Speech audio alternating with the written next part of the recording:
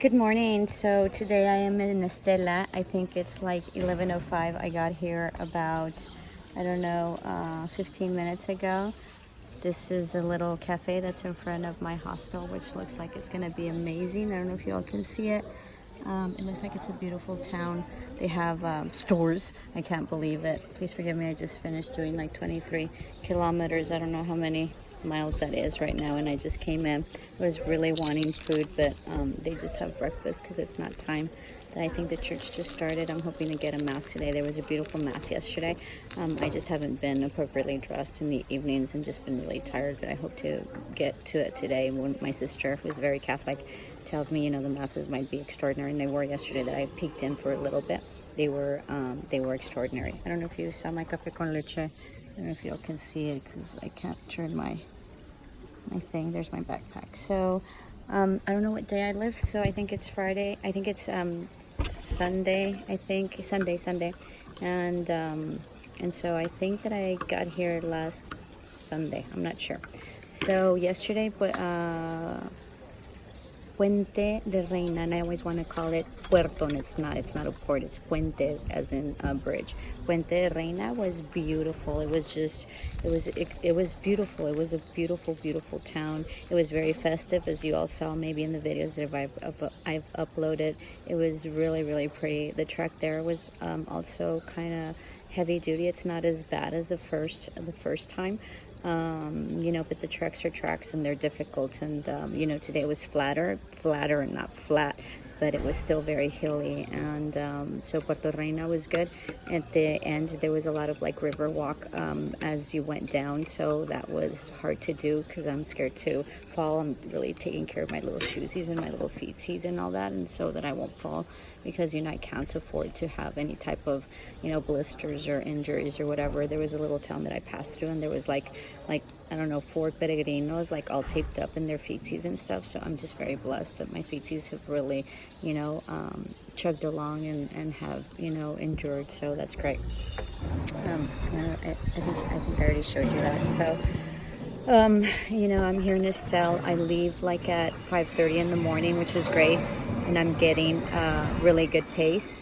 They're picking up the trash can, I think, and I think they're really good about doing like recycling, and I think that's what it is. So I don't know, it's really noisy. I might have to redo the video, but anyway, so I'm getting a really good pace. I can't make it sooner than 5 hours, which is okay. It's steady. What I have noticed is that men are very consistent and they walk faster for whatever reason. We're a little bit slower. The British couple that I met that were doctors, sort of, the lady had told me, the female doctor had told me that that women tended to because of because I don't know why. So we tend to because I have to go to the bathroom and have to, drink water and all that or whatever, that because of our bodies that, that we tend to have to stop more and go to the restroom. So that didn't make any sense, but something like that. So that's what I've noticed. I've noticed that men, do much better in the walk.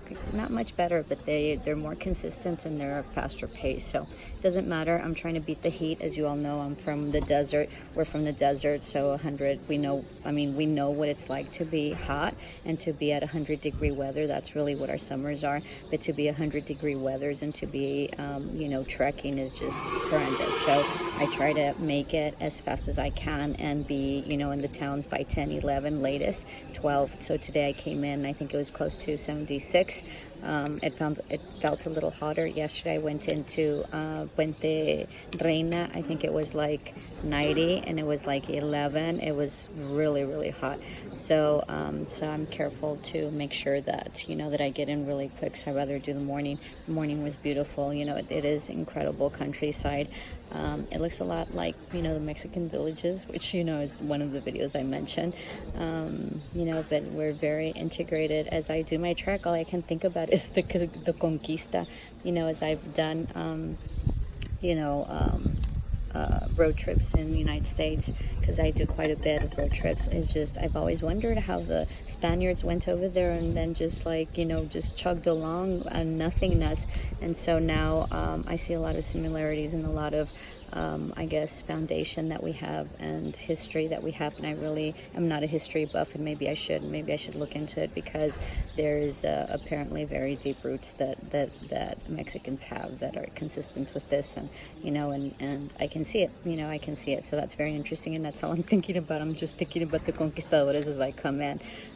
So that's been great. My siblings have been a great inspiration. I've been very much thinking about them, and it's at least for me, it's very important to have a very solid family and foundation. And I have my own with my children and my husband's.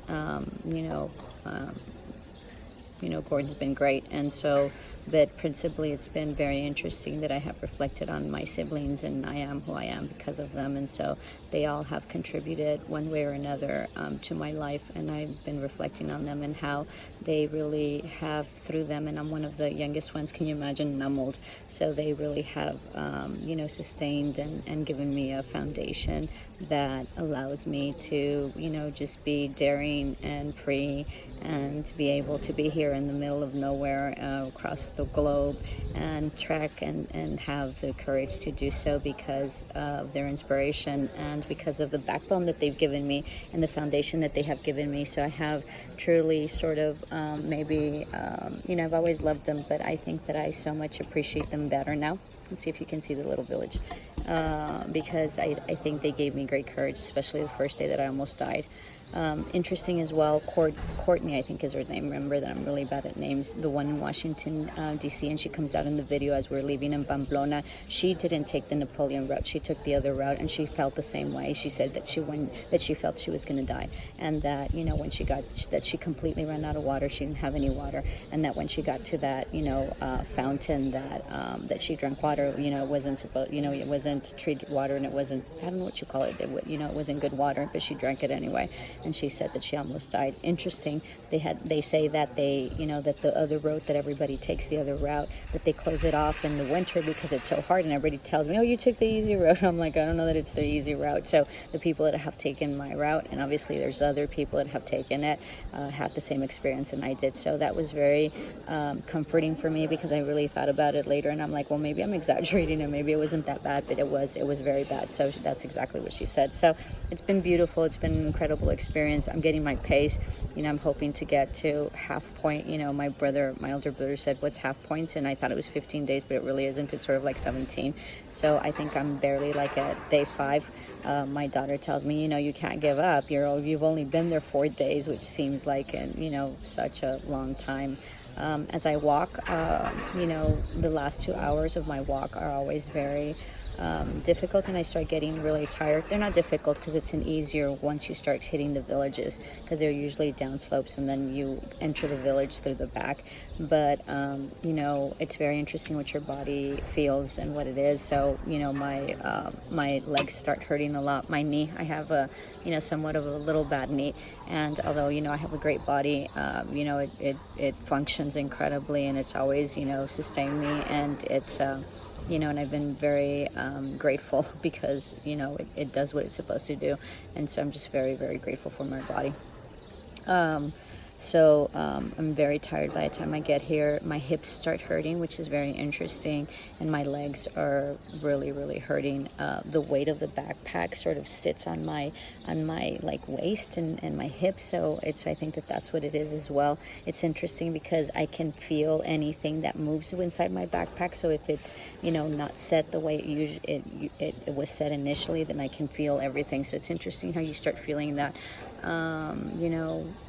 I eat really healthy, and I eat very clean, so that's been an issue because there's a lot of fried stuff and whatever, so my belly has to get used to it. Yesterday I had some fried eggs, I was dying for fried eggs. I love eggs and I can eat eggs all day, but so they brought the fried eggs and the sausage. They brought chorizo, which looks delicious, right?